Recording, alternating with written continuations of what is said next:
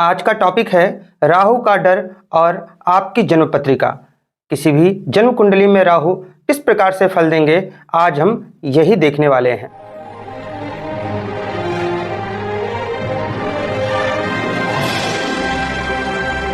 राहु इनको अचानक से फल देने वाला बताया गया है और यह भी कहा गया है कि राहु शनिवत फल देते हैं, अर्थात शनि की तरह फल देने वाले हैं। लेकिन एक बात का आपको ध्यान रखना है कि शनि ग्रह धीरे फल देते हैं, क्योंकि वह एक राशि में 2.5 वर्ष तक रहते हैं, तो इस प्रकार से वह फल देने में भी विलंब करते हैं। परंतु राहु कोई भी रिजल्ट अचानक से देता है, अचानक से फल देने वाला ग्रह राहु है। चाहे वह शुभ हो या अशुभ, वह बात की बात है। अब हम बात करते हैं राहु के स्वरूप की। तो राहु जिस भी राशि में होता है जन्म पत्रिका में, जिस भी ग्रह की राशि में है, उस ग्रह का स्वरूप धारण कर लेता है। जैसे राहु यदि गुरु की राशि में है तो गुरु की तरह बिहेव करने लगेगा। राहु यदि बुध की राशि में है तो बुध जैसा फल प्रदान करने लगेगा। तो राहु का स्वयं का कोई स्वरूप नहीं है, वह जिस भी राशि में विराजमान होता है, बैठा होता है, उस राशि के स्वामी की तरह ही फल देना प्रारंभ कर लेता है। अब हम बात करेंगे राहु किस राशि में है। आप अपनी जन्मपत्रिका उठाइए और उसमें देखिए कि राहु किस राशि में बैठे हुए हैं। यहां पर आपको बताना चाहूंगा, राशियां 3 प्रकार की होती हैं, चर, अचर और द्विस्वभाव राशि। अब आप कैसे जानेंगे कि कौन सी राशि चर, अचर और द्विस्वभाव राशि है? इसके लिए एक बहुत ही सरल मेथड बताता हूं। आप 1, 2, 3, 4, 5, 6, 7, 8, 9, 10, 11 और 12 इस प्रकार लिख लीजिए। जो पहले की 4 राशियां हैं वे चर राशियां कहलाएंगी, उसके बाद की 4 राशियां ये अचर राशियां हैं, और उसके बाद की जो 4 राशियां आपको मिलेंगी वे द्विस्वभाव राशियां हैं। यह अभी इसलिए बता रहा हूं क्योंकि इसका उपयोग होने वाला है। तो इस प्रकार 1, 2, 3 ऊपर से फिर 4, 5, 6, 7, 8, 9, 10, 11, 12 लिख लीजिए।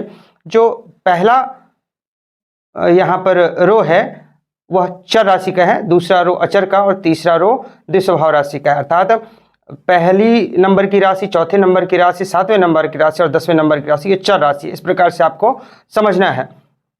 अब आपको यह पता होना चाहिए राहु किस राशि में आपकी जन्म पत्रिका में। अगर वो 4 नंबर की राशि है अर्थात वह कर्क राशि में है और यह चर राशि में विराजमान है। यदि 9 नंबर की राशि में राहु है अर्थात ये द्विस्वभाव राशि में विराजमान है। अब राहु द्विस्वभाव राशि में तब क्या होगा? राहु द्विस्वभाव राशि में है अर्थात राहु 3 नंबर, 6 नंबर, 9 नंबर या फिर 12 नंबर की राशि में जन्म पत्रिका में विराजमान है। और फिर आपको देखना है कि जिस राशि में विराजमान है उसके स्वामी किस भाव में है, राशि स्वामी का भाव कौन सा है। तो चलिए, राहु द्विस्वभाव राशि में है अर्थात 3, 6, 9 या फिर 12 नंबर की राशि में राहु है। उदाहरण के तौर पर 3 नंबर राशि में राहु है, ये मिथुन राशि है, इसके स्वामी होते हैं बुध। तो राशि स्वामी का भाव देखिए कि बुध कहाँ विराजमान है, किस राशि में विराजमान है। जैसे कि बुध अगर 11 नंबर की राशि में विराजमान है अर्थात शनि की राशि में विराजमान है। पुनः कहना चाहूंगा, उदाहरण के लिए राहु 3 नंबर राशि में है, मान लिया यहाँ पर मिथुन राशि है और ये 3 नंबर राशि है मान लिया यहाँ पर, और यहाँ पर बुध है और ये बुध की राशि है, और जो बुध हैं वे कहाँ बैठे हैं? वे 11 नंबर राशि में बैठे हैं। तो यहाँ पर राशि स्वामी का भाव कौन सा है, अर्थात बुध कहाँ बैठे हुए हैं, यह आपको देखना है। किस भाव में बैठे हैं यह देखना है। तो यहाँ पर ये 11वें भाव में है, कहने का तात्पर्य है 11वें भाव में है। तो राशि स्वामी का भाव कौन सा है?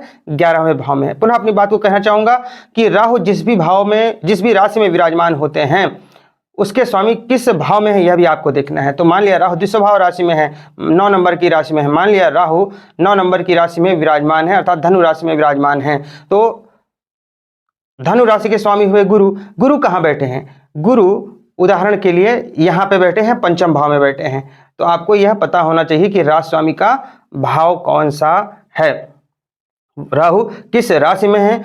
चर, अचर या द्विस्वभाव राशि में है, जो यहाँ से आप टैली कर सकते हैं। मान लिया वे द्विस्वभाव राशि में है। इसके बाद आपको देखना है कि उस राशि के स्वामी किस भाव में बैठे हैं। जैसे मैंने बताया था, मान लिया बुध यहाँ पर पंचम भाव में बैठे हैं, तो इस प्रकार आपको राशि स्वामी का भाव भी पता चल जाएगा। यह क्यों बोल रहा हूँ? क्योंकि राहु यदि तीसरे, छठवें, 9वें या 12वें नंबर की राशि में विराजमान हैं और इनके स्वामी 1 नंबर, 4 नंबर, 10 नंबर, 5 नंबर या फिर 9 नंबर, पुनः कहना चाहूंगा, राहु द्विस्वभाव राशि में है, अर्थात मिथुन राशि, कन्या राशि, धनु राशि या फिर मीन राशि में है, और इनके स्वामी, मान लिया ये मीन राशि में है, तो इनके स्वामी गुरु हुए। गुरु पहले भाव में, चौथे भाव में, 10वें भाव में, 5वें भाव में या 9वें भाव में यदि विराजमान है तो ये शुभ फल देने वाले माने गए हैं, राजयोग कारक माने गए हैं। अर्थात द्विस्वभाव राशि में राहु हो और उनके स्वामी पहले, चौथे, 10वें या 5वें या 9वें भाव में विराजमान हो, तब यह बढ़िया फलदायी होते हैं। अब हम बात करते हैं राहु चर या अचर राशि में हो। अब चर या अचर राशि, चर राशि कौन सी है? पहली, चौथी, 7वीं और 10वीं। अचर राशि दूसरी, 5वीं, 8वीं और 11वीं। तो चर या अचर राशि में यदि राहु विराजमान हो तो जिस राशि में राहु विराजमान है, चर या अचर राशि में, उसके स्वामी किन भावों में हो तो ये अच्छा फल देते हैं? तो वह है पहला, चौथा, 10वां, 5वां, 9वां और 6, 8, 12। तो राहु चर या अचर राशि में हो और जिस राशि में है उसके स्वामी पहले, चौथे, 10वें, 5वें, 9वें, 6वें, 8वें या फिर 12वें भाव में विराजमान होते हैं, तब भी यह राजयोग कारक होता है। इन भाव में बैठ जाएं राहु, जिस राशि में है चर या अचर में, उस राशि के स्वामी इन भाव में बैठ जाएं तो यह जो सिस्टम है यह भी बढ़िया फल देने वाला होता है। अब राहु केतु का कुंडली पर आधिपत्य, इस पर बात कर लेते हैं। देखिए, जो राहु और केतु हैं ये हमेशा एक दूसरे के आमने सामने बैठते हैं, अर्थात एक दूसरे से 7वें भाव में बैठते हैं। और राहु या केतु, इनकी दृष्टि गुरुवत है, गुरु की तरह है, अर्थात 5वीं, 7वीं और 9वीं। उदाहरण के लिए राहु यहां पर विराजमान है तो केतु इस भाव में होंगे। अब देखिए, राहु यहां तो खुद बैठे हुए हैं और यहां से अपनी 5वीं दृष्टि इस भाव पर डालेंगे, यहां से अपनी 7वीं दृष्टि इस भाव पर डालेंगे और 9वीं दृष्टि यहां पर डालेंगे। इसी प्रकार यहां पर केतु विराजमान है तो केतु क्या करेंगे, ये भी, इनकी भी 5वीं, 7वीं और 9वीं दृष्टि है, तो 5वीं दृष्टि द्वितीय भाव पे रहेगी, फिर सप्तम भाव, जो सप्तम दृष्टि है यह चतुर्थ भाव पे आएगी और 9वीं दृष्टि षष्ठ भाव पर रहेगी। तो आप इस तरह से देखें यहां पर, तो यह जो 1, 2, 3, 4, 5 और 6, 12 में से 6 भाव राहु और केतु के अंडर में आ जाते हैं। और यदि राहु या केतु अशुभ हैं तो ये 6 भावों के अशुभ फल प्रदान करना शुरू कर देंगे, 6 भावों पर अपना शुभ या अशुभ फल ये देने लगेंगे। तो अगर ये अशुभ फलदायक हुए राहु या केतु, राहु और केतु, तो क्या होगा, 12 में से 6 भाव आपके अशुभ फल देने वाले हो जाएंगे, अशुभ प्रभाव में हो जाएंगे, कहें तो ज्यादा अच्छा रहेगा। तो इसलिए राहु और केतु की शुभता बहुत ही महत्वपूर्ण है, अन्यथा जीवन में बहुत सी रुकावटें, बहुत सी अड़चनें, बहुत सी समस्याएं आनी हैं। तो इस प्रकार से आपने देखा कि राहु और केतु वह जन्म पत्रिका में 6 भावों पर अपना आधिपत्य रखते हैं, 50% भावों पर। तो राहु केतु का कुंडली पर अधिकार होता है, आप ऐसा कहें तो यह कोई अतिशयोक्ति नहीं होगी। अब हम बात करते हैं कि राहु शुभ ग्रह की राशि में है तो क्या होगा। अब देखिए, किसी भी जन्म पत्रिका में यदि राहु शुभ ग्रह की राशि में है, अर्थात राहु शुभ प्रभाव में है, तो क्या, मैंने आपको बताया था कि राहु जिस ग्रह की राशि में होगा, जिस ग्रह के साथ बैठा होगा वैसा स्वरूप धारण कर लेता है। तो राहु शुभ ग्रह की राशि में है तो राहु शुभ फल प्रदान करने वाला हो जाता है। इसी प्रकार राहु यदि अशुभ ग्रह की राशि में है तो राहु अशुभ फल प्रदान करने वाला हो जाता है। अब शुभ ग्रह कौन से होते हैं? वैसे शुभ ग्रह हैं चंद्रमा, बुध, गुरु और शुक्र। अशुभ ग्रहों में कौन से आते हैं? सूर्य, मंगल, शनि, राहु और केतु। केतु, ये अशुभ ग्रह होते हैं। तो इस प्रकार से शुभ ग्रह की राशि में है तो शुभ फल, अशुभ ग्रह की राशि में है तो अशुभ फल देने वाले हो जाते हैं। अब यहाँ पर ध्यान दीजिए, राहु की एक वर्ण व्यवस्था भी होती है। वर्ण व्यवस्था, अब राहु का कास्ट सिस्टम क्या है? देखिए, 4 कास्ट होती है, ब्राह्मण, क्षत्रिय, वैश्य और शूद्र। राहु स्वयं शूद्र वर्ण के कहे गए हैं।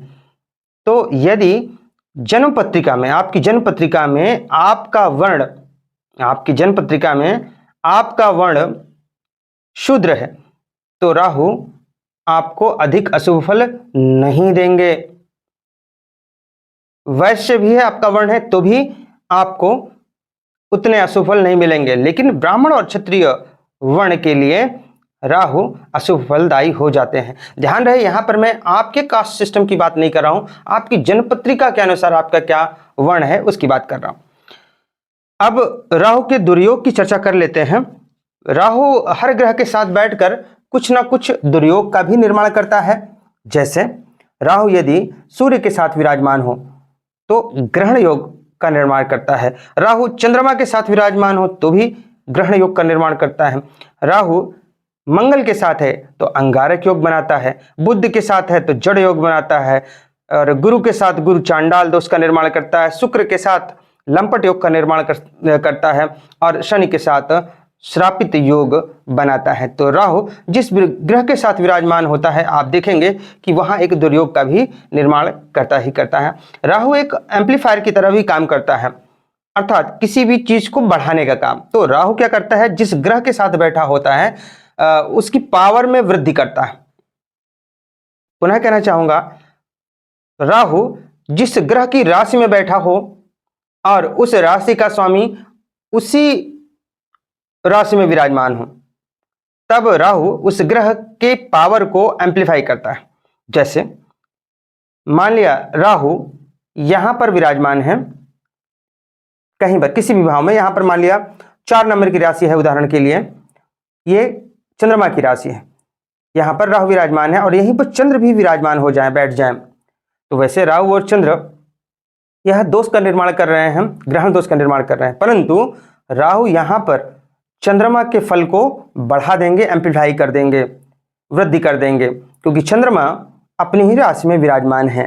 तो इस प्रकार राहु एक एम्पलीफायर का भी काम करते हैं। तो राहु यहाँ पर चंद्रमा के फल को बढ़ा रहे हैं। ठीक इसी प्रकार राहु यहाँ शनि के घर में है, तो यहाँ पर यदि शनि बैठ जाए, उदाहरण के तौर पर हमने मान लिया, तो 10H का मतलब 10th हाउस, यहाँ पर जहाँ जहाँ H लिखा हुआ है मैंने, वह हाउस को निरूपित कर रहा है। लेकिन उदाहरण के तौर पर यह 10 नंबर की राशि है, अर्थात शनि की राशि है मकर, और शनि यहीं पर विराजमान हो, साथ में राहु बैठ जाए, तो राहु एक तो शनि का स्वरूप तो धारण कर ही लेंगे, राहु शनि के फलों में वृद्धि भी करेंगे। अब हम बात करते हैं राहु के भाव फल की। राहु हर एक भाव में कोई ना कोई अलग सा फल देते हैं। उनके क्या फल हैं, कुछ भाव में हम देख लेते हैं। राहु द्वितीय भाव में है, यदि राहु यदि द्वितीय भाव में है तो व्यक्ति के चेहरे पर आप देखिए किसी प्रकार का दाग हो सकता है या फिर किसी चोट का निशान हो सकता है। द्वितीय भाव में यदि राहु विराजमान है तो इन व्यक्तियों की वाणी बहुत मधुर होती है, लेकिन हाँ यदि इनको गुस्सा आता है तब ये बड़ी अभद्रता वाली भाषा का भी प्रयोग करते हैं। ये रहे द्वितीय भाव में राहु का फल। यदि छठे भाव में राहु हो, अब छठे भाव में राहु, तो देखिए छठा भाव शत्रु का भाव है, और यहाँ पर राहु यदि विराजमान है तो यह शत्रुहंता योग का निर्माण करता है। हालांकि 9 और 12 नंबर की राशि अर्थात धन और मीन राशि जो कि गुरु की राशि है, वह यदि छठे भाव में हो तो राहु बैठे भी हो तो भी शत्रुहंता योग उतना प्रबल नहीं होता है जितना कि अन्य राशियों में होता है। हम बात करते हैं अष्टम भाव में यदि राहु है तो क्या होगा। देखिए अष्टम भाव में यदि राहु है तो आपके स्वास्थ्य को तो खराब कर सकते हैं ये राहु, परंतु आपको एक पूर्वानुमान की शक्ति रहती है। ऐसे व्यक्ति जिनके अष्टम भाव में राहु होते हैं या किसी भी घटना को होने से पहले ही उसका थोड़ा इनको आभास हो जाता है, पूर्वानुमान लगा सकते हैं ऐसे लोग। ये गॉड गिफ्टेड चीज इनमें होती है। यदि राहु नवम भाव में है तभी क्या होगा, राहु नवम भाव में है तो भाग्य में अड़चने आती हैं, रुकावटें आती हैं, काम रुक रुक के होते ही हैं। विशेषकर जब राहु की दशा अंतर्दशा चल रही हो। 10वें भाव में राहु शुभ फल देने वाले माने गए हैं, 11वें भाव में भी राहु शुभ फलदायी माने गए हैं। इस प्रकार आज हमने देखा कि जन्म पत्रिका में राहु के स्वरूप के बारे में चर्चा की हमने। राहु चर अचर द्विस्वभाव राशि में हो तो और उनके स्वामी किस भाव में हो तो कैसा फल देंगे। चर अचर और द्विस्वभाव राशियों के बारे में भी हमने यहाँ जाना। राहु केतु का कुंडली पर आधिपत्य कैसे होता है, मैंने बताया कि 12 में से 6 भाव पर तो इन्हीं का अधिकार होता है। और राहु शुभ ग्रह की राशि में है तो शुभ फल, अशुभ ग्रह की राशि में है तो अशुभ फल देने वाला हो जाता है, क्योंकि वैसा ही स्वरूप ये धारण कर लेता है उसी ग्रह की तरह का। और राहु की वर्ण व्यवस्था भी हमने देखी कि राहु शूद्र वर्ण का है और शूद्रों को यानी जिस व्यक्ति की जन्म पत्रिका शूद्र वर्ण की होगी उनको अत्यधिक कष्ट नहीं देगा। राहु के दुर्योगों की भी चर्चा की कि हर ग्रह के साथ ये कोई ना कोई दुर्योग बनाता ही है और राहु एम्पलीफाई भी करता है चीज़ों को, इस पर भी हमने चर्चा की। और कुछ विशेष भावों में हमने राहु के भाव फल को भी जाना। तो आज के लिए बस इतना ही। नमस्कार।